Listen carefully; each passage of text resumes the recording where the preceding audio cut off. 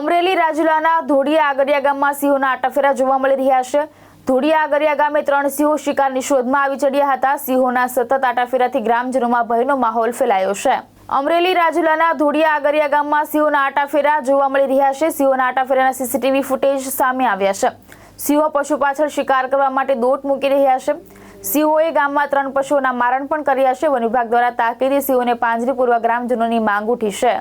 અમરેલી જિલ્લાના રાજુલા તાલુકાના ધોડિયા આગરિયા ગામે 3 દિવસથી સિંહ પરિવાર રહેણાંકીય વિસ્તારમાં તેમજ ગામના મુખ્ય બજારોમાં આટાફેરા તેમજ આખલાની પાછળ શિકાર માટે દોડતા સીસીટીવી ફૂટેજમાં નજરે ચડે છે અને સતત 3 દિવસથી આ સિંહ પરિવારે 3 પશુઓને ફાડી ખાધા છે।